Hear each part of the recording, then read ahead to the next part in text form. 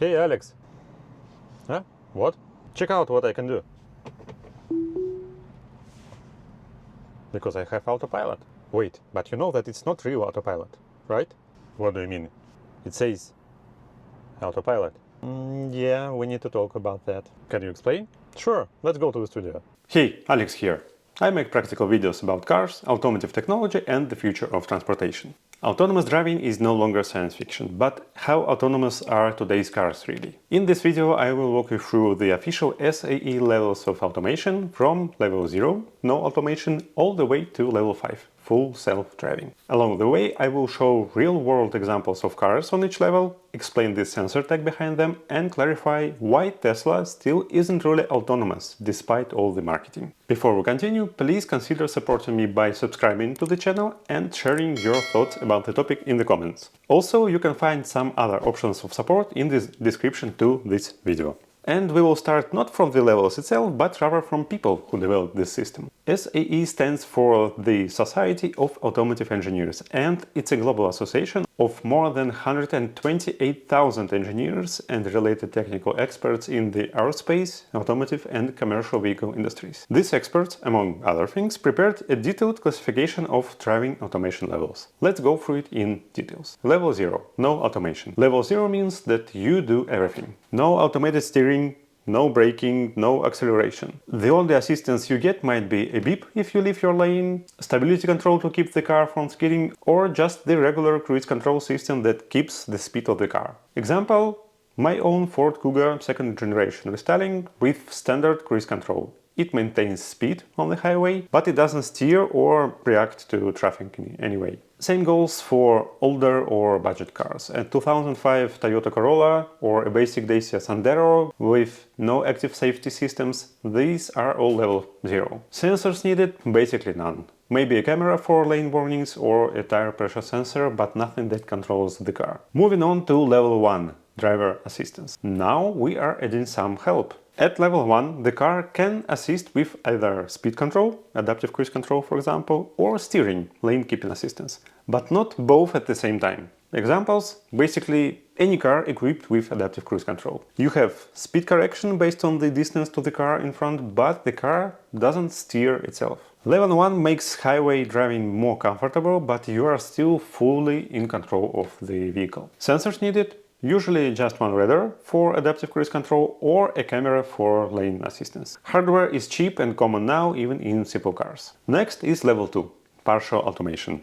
Here is where it gets more advanced. At level 2, the car can steer and control the speed at the same time. In other words, the car can stay in its lane, follow the traffic, slow down, speed up, all automatically. But the driver must supervise at all times. You can't look away, you can't take a nap. Examples from cars we recently tested with you: Geely Starray with G-Pilot system. It supports traffic jam and highway driving with smart cruise and lane keeping. Voya 3 with ICA, Intelligent Cruise Assist, handles steering and speed even in stop-and-go traffic. Tesla Autopilot, one of the most well-known level 2 systems, but despite the name, it still requires hands on the wheel and full attention. Even Tesla full self-driving beta, which can do turns in city streets and navigate complex roads, is officially still level 2. Because if the system messes up, and it can, you have to catch it. That's why it's not yet level 3. Sensors used multiple cameras, radars, sometimes ultrasonic sensors. Some Chinese EVs like the NIO ET7 or Xpeng P5 even use LiDAR on the level 2 cars for extra safety, though it's not required. Let's pause for a second and talk about LiDAR and why Tesla doesn't use it. LiDAR, which stands for Light Detection and Ranging, is a laser-based sensor that builds a 3D map of the surroundings. It's very precise and works well in low light or bad weather. Most companies, Waymo, Mercedes, Baidu, GM, use it in their advanced systems. But Tesla, they don't. Elon Musk calls LiDAR a crutch and says vision, cameras, is enough. Tesla cars rely on 8 cameras and internal processing to understand the environment, what they call Tesla Vision. In fact, Tesla even removed radar from some cars. The upside? Cheaper hardware, sleek design, fewer parts to maintain. The downside? Less data accuracy, more risk of misinterpretation. In tests, camera-only Teslas have misread situations like fog, shadows, or even painted tunnels. LiDAR-equipped cars don't fall for all those tricks. That's part of why Tesla hasn't crossed into level 3 or 4. Their sensor strategy just isn't robust enough yet. Now back to our levels of automation. Level 3, conditional automation. This is where things change. The car can drive itself in specific conditions, and you, the driver, can actually stop watching the road. But only if the system is active and only in certain environments. If the system reaches its limits, say traffic clears or weather worsens, it will alert you to take over. You have to be ready, but you are not constantly supervising. Some examples: Mercedes-Benz Drive Pilot, available on the S-Class and EQS in Germany, and recently in the United States. It allows hands-off, eyes-off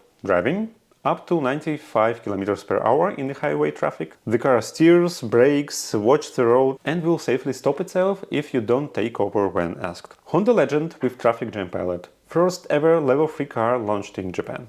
It works below 50 km on highways, using multiple LiDARs, radars, and cameras. Tesla Full Self-Driving Beta, not level 3.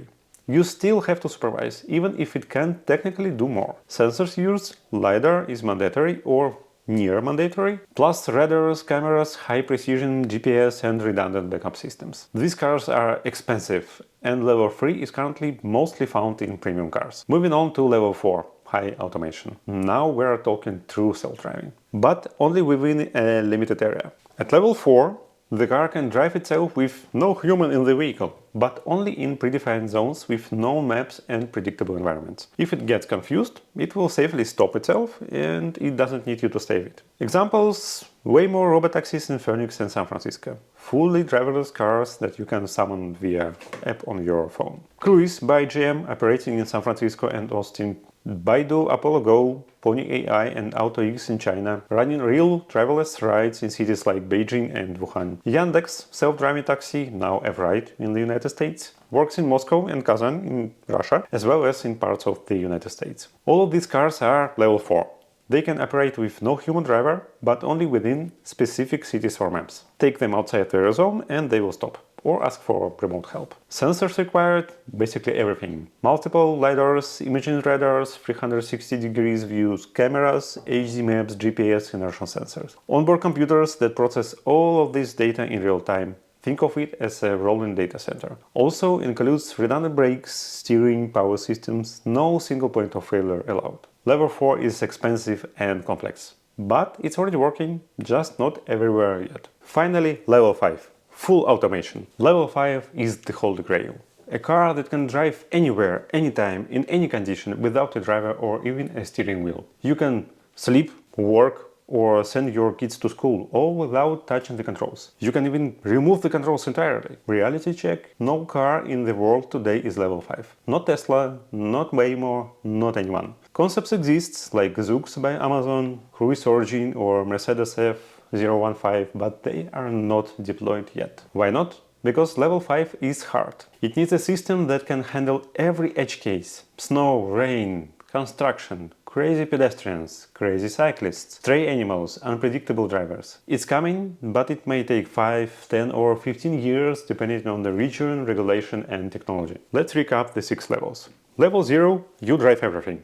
No assistance. Level 1, car helps with one task: steering or speed. Level 2, car helps with both, but you supervise. Level 3, car drives in specific conditions, you are on standby. Level 4, full self-driving, but within a limited zone. Level 5, universal autonomy. No driver needed ever. Each level brings more comfort and more complexity, and more sensor equipment, from cameras and radars to high-end LiDARs and AI processors. Tesla stands out for avoiding LiDAR to cut costs and bet on vision. It works well, but not well enough to reach level 3 or higher. Meanwhile, Waymo, Mercedes and others are climbing ahead with richer sensor stacks. And what about you? Would you trust a level 5 car to drive you around with no steering wheel? Or do you prefer being in control? Let me know in the comments. And if you found this video helpful, give it a like, subscribe, and don't miss the next video where we will talk about how AI actually makes these cars drive themselves. Now, watch the video about danger of modern infotainment systems. Thanks for staying with me. See you next time. Bye.